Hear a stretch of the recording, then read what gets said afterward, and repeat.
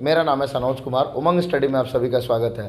तो फ्रेंड्स, हम लोग मिस्टर आलोक जी के साथ आप सभी के लिए जुड़ चुके हैं, जो कि एसएससी एमटीएस की परीक्षा को पास करके मिनिस्ट्री ऑफ डिफेंस में सीएसडी यानी कि कैंटीन एंड स्टोर्स डिपार्टमेंट में कार्यरत हैं। तो आलोक जी, आपका बहुत बहुत स्वागत है हमारे यूट्यूब चैनल उमंग धन्यवाद। स्टडी पर। सबसे पहले आपसे रिक्वेस्ट है कि आप अपना परिचय दीजिए हमारे सब्सक्राइबर्स को। मेरा नाम आलोक कुमार है। मैं बिहार समस्तीपुर ज़िले का रहने वाला हूँ। मैंने बेसिक शिक्षा मेरी वहीं समस्तीपुर से ही हुई है। फिर बाद में मैं कुछ दिनों के लिए प्रतियोगिता परीक्षा की तैयारी के लिए पटना गया था। बस इसके बाद मैंने एसएससी की संबंधित बहुत सारी परीक्षाएं दी हैं। कुछ में लास्ट स्टेज तक पहुंचा भी हूँ। अभी फ़िलहाल एसएससी एमटीएस से 2019 से सिलेक्टेड हूँ और सीएसडी में कार्यरत हूँ। ठीक है, थोड़ा सा आपकी जर्नी के ऊपर प्रकाश डालना चाहेंगे तो एसएससी एमटीएस 2019 के बारे में ही बात करेंगे। तो एक विद्यार्थी जीवन से लेकर के फाइनल सिलेक्शन तक का यानी कि नौकरी तक का ये जो आपका सफ़र रहा, स्पेशली एसएससी एमटीएस की ही मैं बात करता हूँ, तो ये सफ़र कैसा रहा? मतलब कितने चैलेंजेस से भरा हुआ रहा या फिर ये कितना स्मूथ रहा? बेसिकली आप इस सफ़र को कैसे देखते हैं? किसी भी स्टूडेंट के लिए सफ़र तो स्मूथ नहीं होता है, क्योंकि एक तो उसकी पर्सनल प्रॉब्लम्स होती हैं, उसके बाद जो कॉमन प्रॉब्लम जैसे परीक्षा का समय पर ना होना, पेपर आउट होना, वैसे परीक्षा डिले होना, रिजल्ट डिले आना, ये सब प्रॉब्लम तो होती हैं। तो स्मूथ तो नहीं कह सकते हैं, लेकिन एसएससी एमटीएस का कोई ऐसा प्रॉपर मेरा नहीं था। मैंने एसएससी की शुरू से ही +2 के बाद मैंने ये डिसाइड कर लिया था कि हमको एसएससी करना है।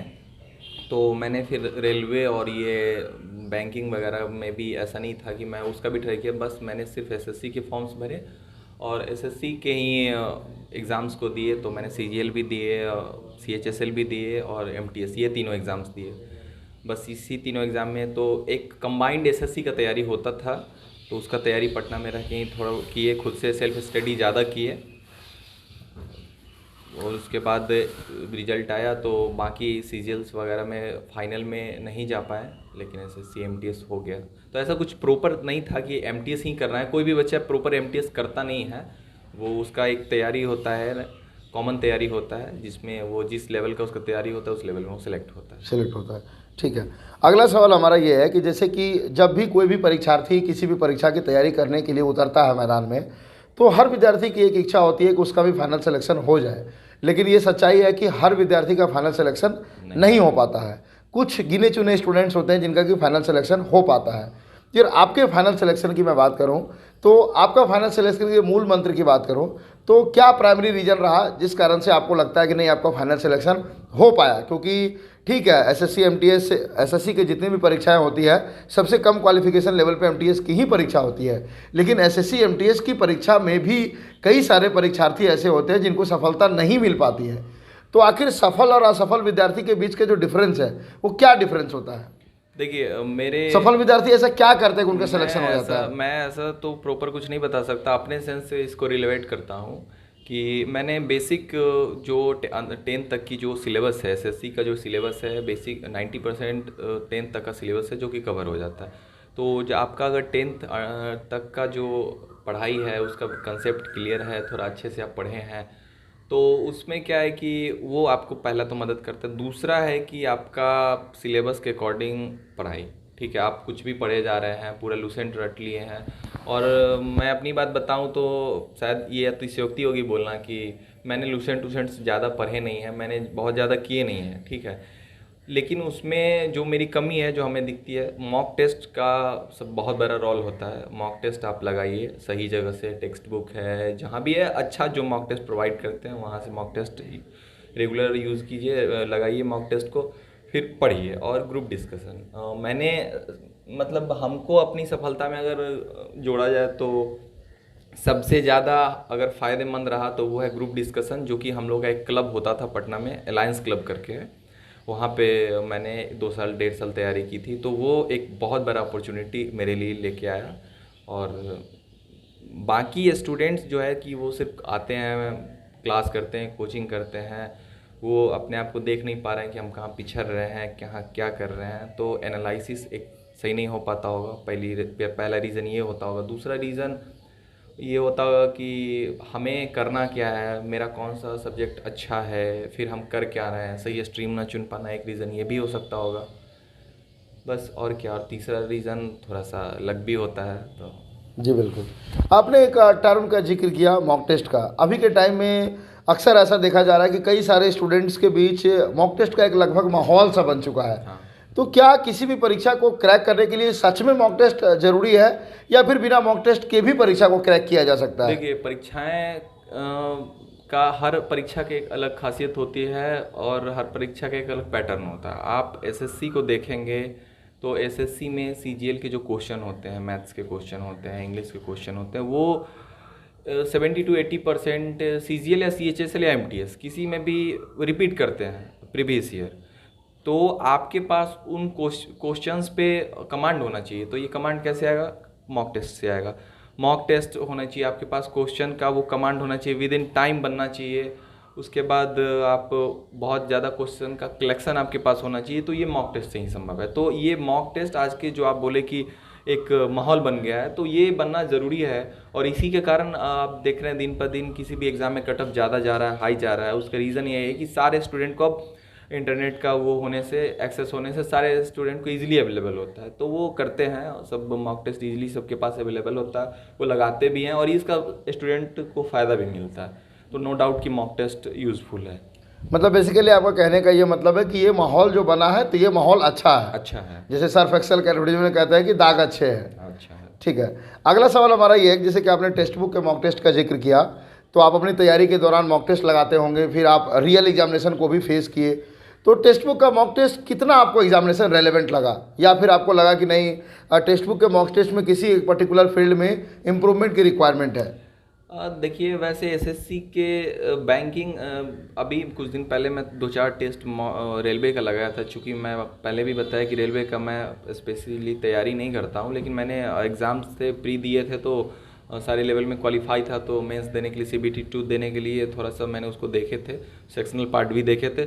सेक्शनल पार्ट अच्छा था। जो रेलवे ने बदलाव किए हैं, नया पैटर्न है, उसके अकॉर्डिंग अब जैसे लेवल 6 में लोगों को पजल फंसा रहा था, तो पजल का एक्स्ट्रा प्रैक्टिस के लिए दिया हुआ था कि अब विद इन टाइम कैसे बनाएं। ठीक है, ये सब अच्छी चीज़ें हैं जिसमें टेक्स्ट बुक आगे है, अच्छा है। सेक्शनल टेस्ट ज़्यादा है, उसमें वैरायटीज़ ज़्यादा हैं टेक्स्ट बुक के पास, ये है। दूसरी सबसे बड़ी बात है कि हम जो और कुछ मॉक टेस्ट ज़्यादा तो दिए नहीं हैं, लेकिन टेक्स्ट बुक में एसएससी में थोड़ा सा जीएस का होता है। जब से सिफी पहले लेता था, जब से टीसीएस आया है, तो उसका जीएस का पैटर्न ही कुछ चेंज हो गया, वो अनप्रेडिक्टेबल सा हो गया है। तो उसमें कोई भी टेक्स्ट बुक या कोई भी और भी टेस्ट हो, वो उतना तो नहीं कर पाता। लेकिन मैथ्स और रीजनिंग और इंग्लिश ये सब रिलेवेंट रहते हैं टेक्स्ट बुक के, ये इससे बहुत फ़ायदा मिलता है। जी।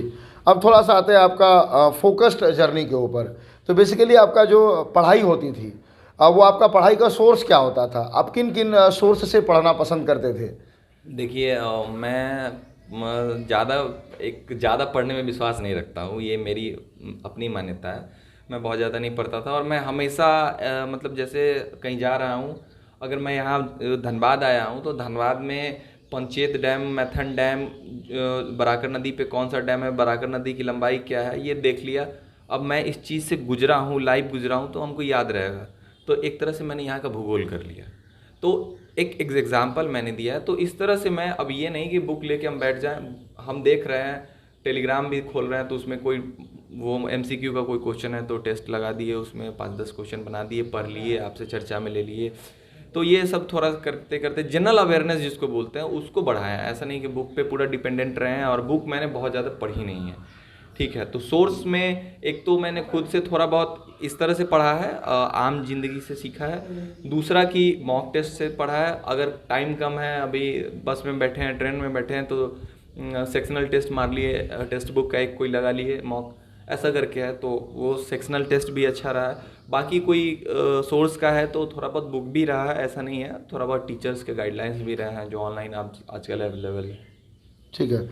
नेक्स्ट बात करते हैं, जिस पर्टिकुलर जॉब में अभी आप हैं, तो क्या ये आपका लाइफ की पहली जॉब थी या इससे पहले भी आपको कहीं जॉब का मौका मिला लाइफ की था? पहली जॉब है और 2018 में ही इसका फॉर्म डाला था। तो 2018 में ही इसका फॉर्म डाला था, तो तब से ही है। तो पहली ही जॉब है। उस समय तैयारी स्टार्ट ही की थी मैंने ग्रेजुएशन के बाद। तो पहली नौकरी का अनुभव कैसा रहा? कैसा महसूस हुआ जब हाथ में ज्वाइनिंग लेटर आया? अच्छा लगता है, बेशक अच्छा लगता है, सबको अच्छा लगता है, हमको भी अच्छा लगा। तो आप इस जॉब को एक सक्सेस मानते हैं? नहीं, ये जॉब सक्सेस नहीं हो सकती है मेरे लिए। ठीक है, लोगों को लगता है कि मैं सक्सेसफुल हूँ, होने भी चाहिए। और आजकल बेरोज़गारी दर इतनी ज़्यादा है कि लोगों को लगता है, लेकिन मैं अपनी जर्नी का यहाँ से एक स्टार्टिंग फर्स्ट स्टेज मानता हूँ। मैं मेरे प्लान सेट हैं, मैं आगे के लिए तैयारी कर रहा हूँ और उस अकॉर्डिंग देखता हूँ। ठीक है। नेक्स्ट, आप जैसे कि पहले स्टूडेंट लाइफ में थे, अभी भी स्टूडेंट लाइफ में ही हैं क्योंकि अभी भी पढ़ाइयाँ आपकी चल रही हैं, जी। तो जॉब में जाने के बाद लाइफस्टाइल में कितना परिवर्तन आया स्टूडेंट लाइफ से एक वर्किंग लाइफ? देखिए, जॉब में आने के बाद लाइफस्टाइल में परिवर्तन आते हैं, बहुत सारे आते हैं। एक तो फाइनेंशियल चैलेंजेस आपके कम होते हैं थोड़ा सा, कोई बुक लेना है, कोई कोर्स खरीदना है, या एक्स्ट्रा भी अपने लाइफ पे कुछ खर्च करना है, तो उसके लिए गार्जियन का मोहताज होना नहीं पड़ता है। एक तो ये थोड़ा सा रिलैक्स करता है, खुद को, माइंड को भी रिलैक्स करता है।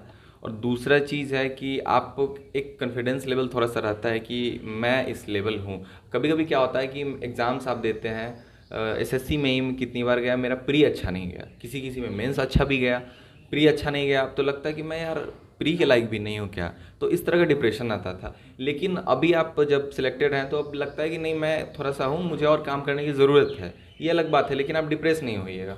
तो आजकल के युवा, मैं अपने साथियों को भी देखता हूँ कि ऐसा नहीं है कि वो हमसे कम टैलेंटेड या हमसे कम पढ़े लिखे हैं, लेकिन उनके लक के कारण उनका जॉब अभी तक नहीं हो पाया है, तो उनका एक डिप्रेशन लेवल मैं देखता हूँ। तो ये चीज़ फील होता है कि मैं इस रिस्पेक्ट में उनसे अच्छा हूँ। तो जॉब बेशक लाइफस्टाइल को भी चेंज करता है और आपके कॉन्फिडेंस लेवल को भी बूस्ट करता है। अब थोड़ा सा मैं फोकस करना चाहूँगा आपके जॉब के ऊपर। तो आप बेसिकली ये बताइए कि आप लोगों का जो मतलब कि जॉब होता है, ठीक है, जैसे तो वो जॉब प्रोफाइल की मैं बात करता हूँ, तो मेरा वो आप लोग करते क्या है और क्या आप लोगों का वर्किंग आवर होता है? और यदि अगर ये इसलिए मैं पूछ रहा हूँ ताकि जो भी एसएससी एमटीएस की तैयारी करने वाले स्टूडेंट हैं तो उनको एटलीस्ट मालूम चल सके कि एमटीएस का जॉब आखिर है कैसा। अगर किसी स्टूडेंट का मतलब सोल टारगेट एमटीएस ही हो।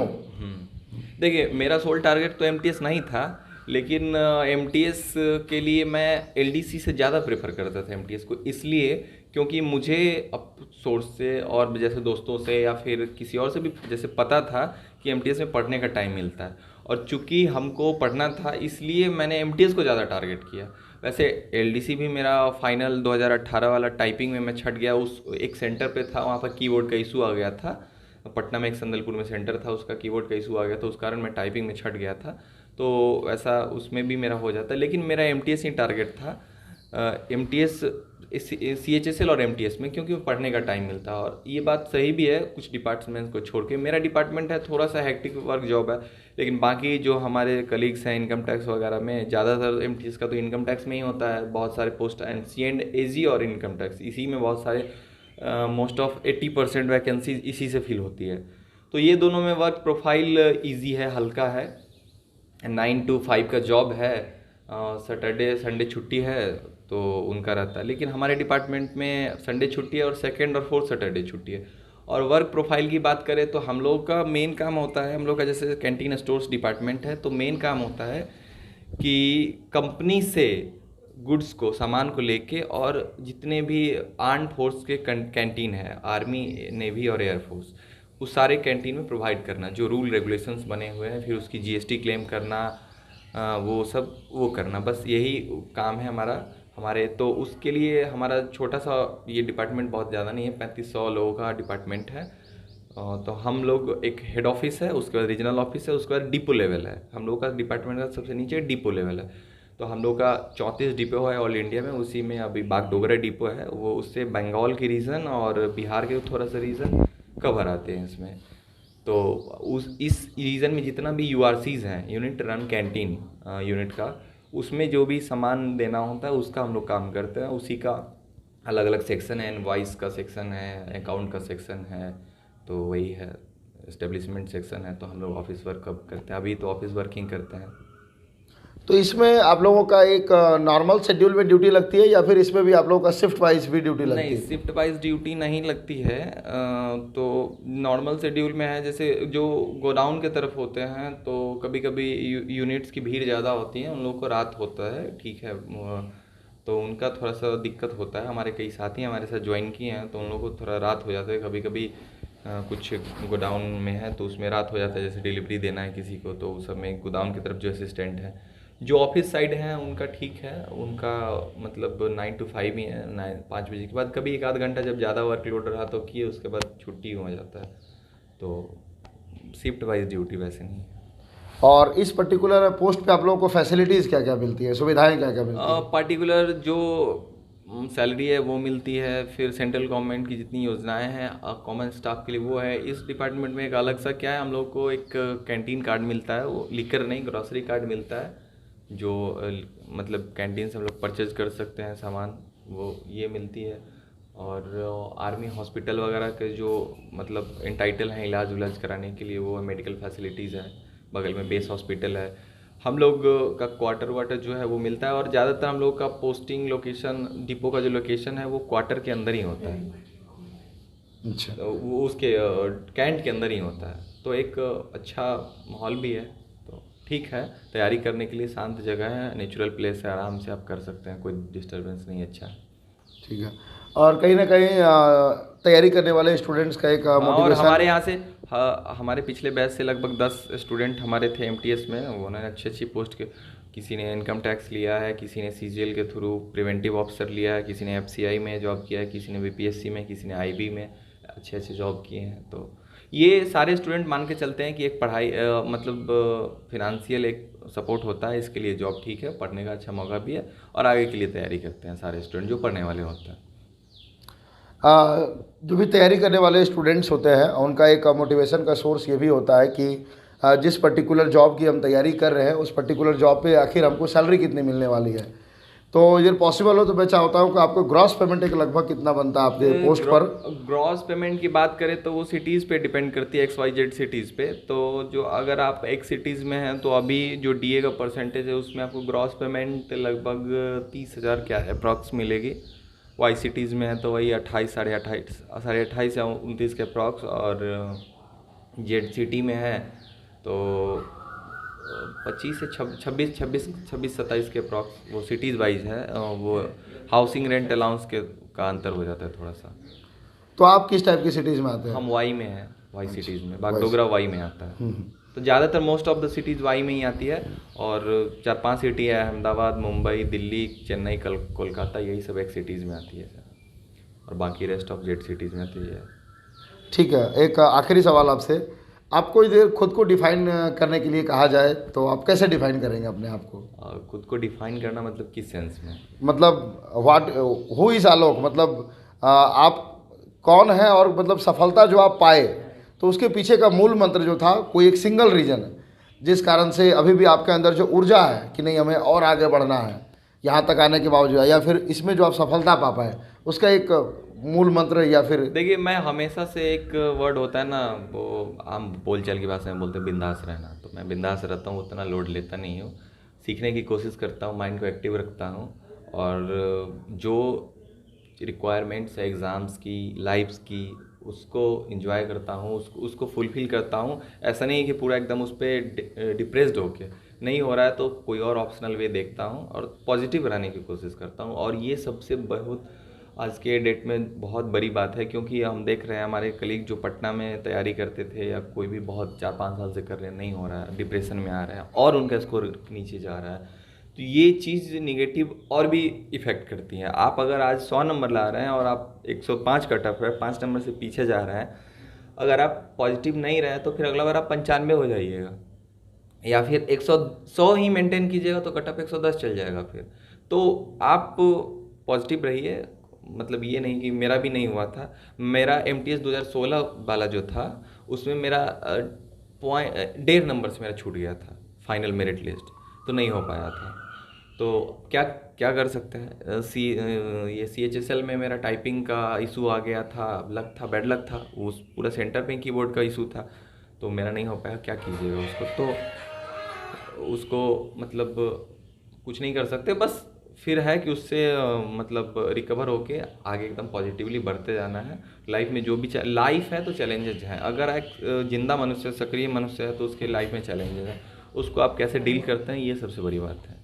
जी बिल्कुल, यही मैं जानना चाह रहा था, आपने बिल्कुल सवाल को सही पकड़ा। जो भी हमारे सब्सक्राइबर्स या जो भी भावी स्टूडेंट्स आपको देख रहे हैं, तो वैसे स्टूडेंट्स को क्या फाइनल मैसेज देना चाहेंगे आप हमारे चैनल जो के माध्यम से? एसएससी एमटीएस का अगर कर रहे हैं तो मैं कहूँगा मतलब अगर आपके पास कोई और जॉब नहीं है तो एक बहुत बेटर ऑप्शन है, फाइनेंशियल कंडीशन के साथ साथ बहुत बेटर ऑप्शन भी है।